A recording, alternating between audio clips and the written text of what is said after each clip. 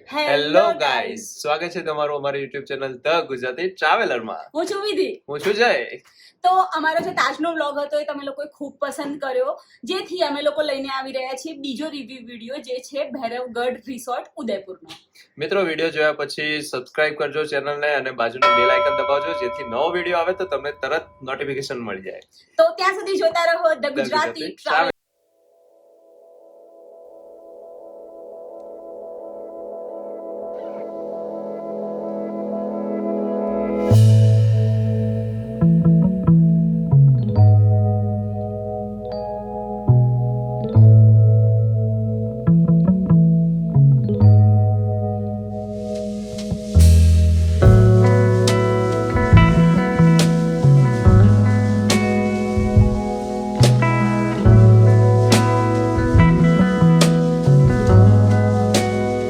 ઉદયપુરનો રસ્તો લગભગ 5 કલાકનો છે. અમદાવાદથી જે શામળાજી સુધીનો રસ્તો છે હાઈવે બનતો હોવાથી થોડો ખરાબ છે, બટ શામળાજી પછીનો રસ્તો એકદમ સુંદર છે, જે તમે અહીંયા જોઈ શકો છો.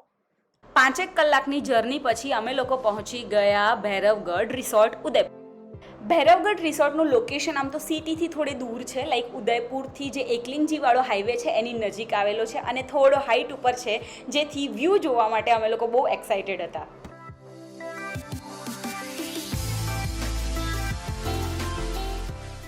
And here is the beautiful view.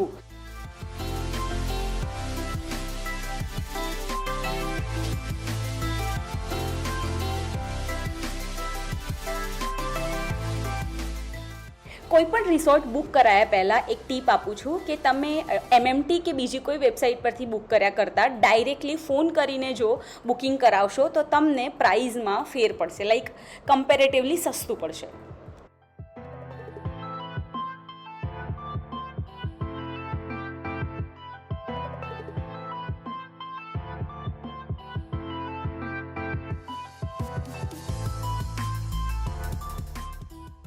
આ રિસોર્ટનું લોકેશન એટલી સરસ જગ્યાએ છે કે જ્યાંથી તમને કુદરતી સૌંદર્ય પણ એટલું સરસ જોવા મળશે અને સિટીનો વ્યૂ પણ એટલો જ સરસ જોવા મળશે.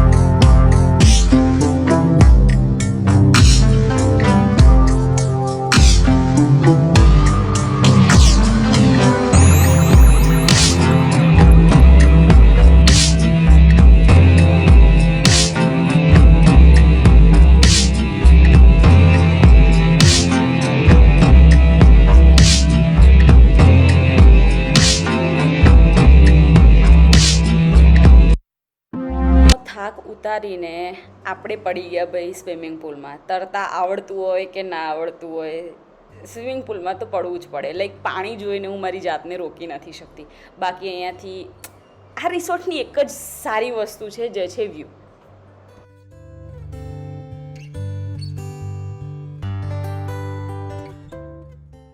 જો તમારે ઉદયપુર સિટી જોવાનું બાકી હોય, આઈ મીન કે ઉદયપુર પહેલી વાર આવો છો, તો તમારે આટલી દૂર ના રોકાવું જોઈએ. મારા મતે તમે સિટીમાં કોઈ રિસોર્ટ કે હોટલ લઈ શકો છો. બટ જો ઉદયપુર તમે બીજી ત્રીજી વાર આવતા હોય અને જસ્ટ આરામ કરવો હોય તો તમે અહીંયા આ રિસોર્ટમાં રોકાઈ શકો છો. આમ તો ઉદયપુરમાં સનસેટ જોવાની વાત આવે ત્યારે એક જ જગ્યા યાદ આવે, જે છે Fatehsagar lake.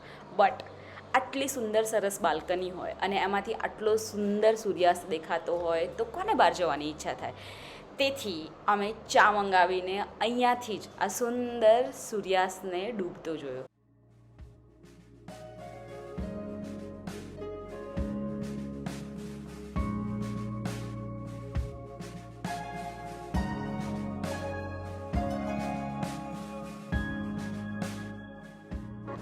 And you can click some good photos. અને હવે અમે લોકો જઈ રહ્યા છીએ સૌથી મજો પડી જાય એવી વસ્તુ કરવા, જે છે ગરબા.